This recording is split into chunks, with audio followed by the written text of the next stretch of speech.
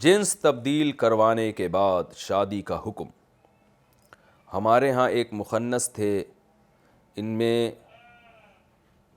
خواتین کی علامات ظاہر ہونا شروع ہو گئیں، اس لیے وہ اپنی ٹرانسپلانٹ سرجری کروا کر عورت بننا چاہ رہے ہیں۔ انہوں نے فتویٰ لینا چاہا تو بعض علماء نے یہ کہہ کر منع کر دیا کہ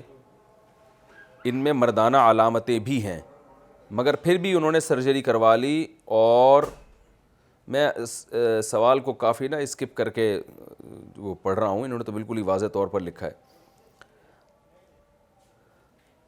آگے لکھا ہے کہ جو اس طرح سے آپریشن کروا کے لڑکی بن گئے ہوں تو کیا اس سے شادی کرنا جائز ہوگا یا نہیں۔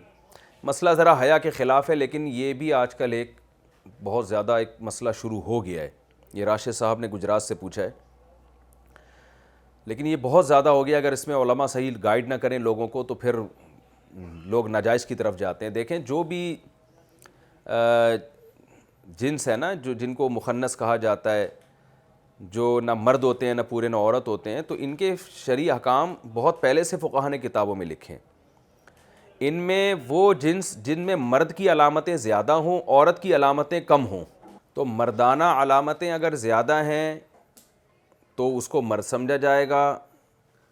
عورتوں والی علامتیں زیادہ ہیں تو اس کو عورت سمجھا جائے گا۔ اب جس میں عورت والی علامتیں زیادہ ہیں تو اس کو عورت سمجھا جائے گا کا مطلب یہ کہ پھر سارے احکام عورت والے ہی نافذ ہوں گے اس کے اوپر، یعنی نکاح کے معاملے میں اس سے نکاح بھی جائز ہے، اور اس کے لیے آپریشن کر کے مکمل اپنے آپ کو عورت بنا لینا یہ بھی جائز ہے، کیونکہ جس میں عورت کی علامتیں زیادہ ہونا تو یہ اس کی علامت ہے کہ اس میں مردانہ علامتیں ایک عیب ہیں، یعنی اصل میں تو یہ عورت تھی لیکن اس میں کچھ مردوں والی علامتیں آ گئی ہیں، تو آپریشن یہ اللہ کی تخلیق کو بدلنا نہیں کہلائے گا،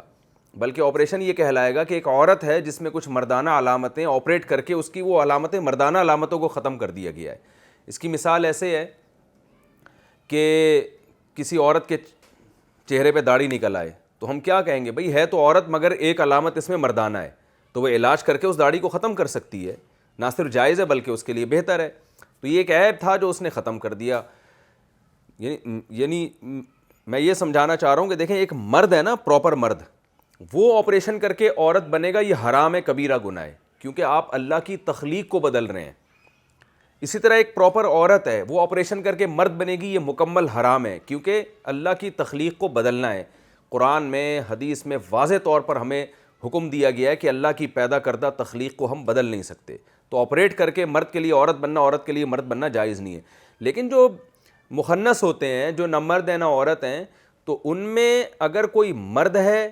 یعنی مردانہ علامتیں زیادہ ہیں، عورت والی علامتیں کم ہیں، تو اس کے لیے آپریشن کر کے مکمل مرد بننا جائز ہے۔ کیوں جائز ہے؟ اس لیے جائز ہے کہ اس نے اللہ کی تخلیق کو نہیں بدلا، بلکہ ایک عیب تھا، کیونکہ یہ تھا تو مرد لیکن اس میں کچھ عورتوں والی علامتیں آ گئی تھیں، تو آپریٹ کر کے اس نے عورتوں والی علامتیں بالکل ختم کر دی ہیں، تو اس کے لیے مرد بننا جائز ہے۔ اور جس میں عورتوں والی علامتیں زیادہ ہیں، مردانہ علامتیں کم ہیں،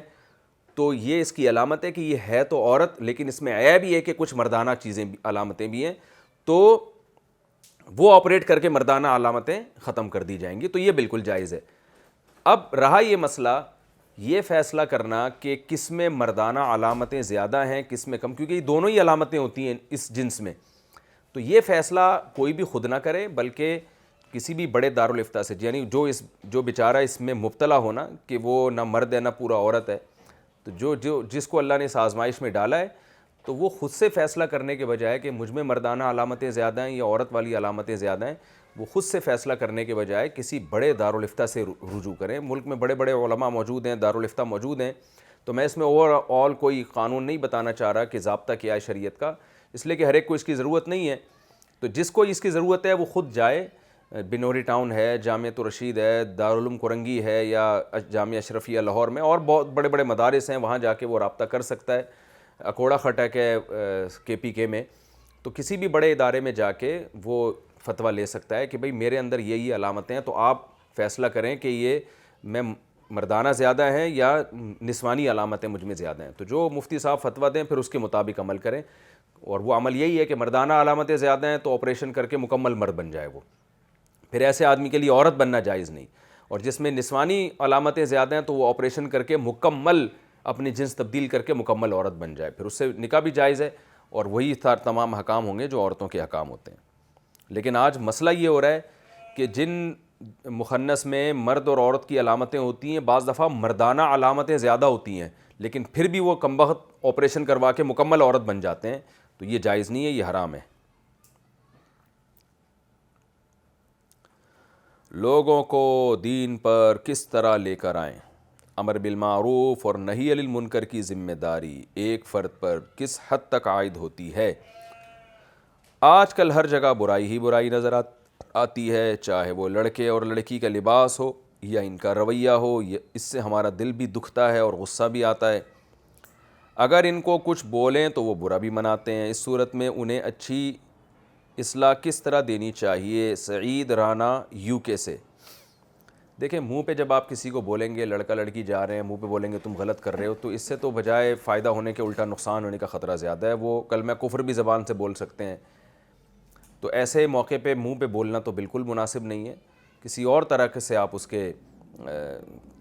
کوئی تعلیم کا انتظام کر لیں، یا اپنے یونیورسٹی کالج میں جہاں آپ ہوئیں وہاں علماء کے بیانات کا کوئی سیٹ اپ بنا لیا جائے۔ تو یہ جہاں آپ رہتے ہیں، جس ادارے میں کام کر رہے ہیں، آپ خود بہتر فیصلہ کر سکتے ہیں۔ تو زیادہ بہتر یہ ہوتا ہے کہ وہیں کے کسی عالم سے آپ مشورہ لیں۔ جیسے آپ UK سے ہیں نا، تو اس بارے میں UK کے کوئی مفتی، کوئی ماہر آدمی ہوں جو آپ کے ماحول کو سمجھتے ہوں، جانتے ہوں، وہ آپ کو بہتر مشورہ دے سکتے ہیں کہ آپ وہاں بے حیائی کے خلاف کس طرح کام کر سکتے ہیں۔ تو قرآن کہہ رہا ہے ادع الی سبیل ربک بالحکمۃ والموعظۃ الحسنہ وجادلہم باللتی ہی احسن۔ اپنے رب کی طرف آپ حکمت اور مصلحت کے ساتھ بلائیں۔ کوئی ایسا طریقہ اختیار ہرگز نہ کریں کہ وہ دین کے قریب آنے کے بجائے اور زیادہ دین سے دور نہ ہو جائیں۔ تو اس بارے میں میرے لیے کوئی رائے دینا یہاں بیٹھ کے بہت مشکل ہے، کیونکہ آپ UK میں ہیں، اور مجھے نہیں پتہ یونیورسٹی کی بات کر رہے ہیں، کالج کی بات کر رہے ہیں، یا گلی محلوں کی بات کر رہے ہیں، تو وہ آپ وہیں کے کسی عالم سے مشورہ لیں گے، وہ وہاں کے کلچر کو، وہاں کے مزاج کو میرا خیال زیادہ سمجھتے ہیں۔ تو وہ آپ کو آپ کی لوکیشن کے لحاظ سے، آپ کی خود آپ کے اندر کتنی قابلیت ہے، آپ کون کون سے دعوت کے شعبے زندہ کر سکتے ہیں، یہ بھی مجھے معلوم نہیں ہے، تو وہ آپ کے پورے حالات بتا کے آپ کو زیادہ اچھا مشورہ دے سکتے ہیں۔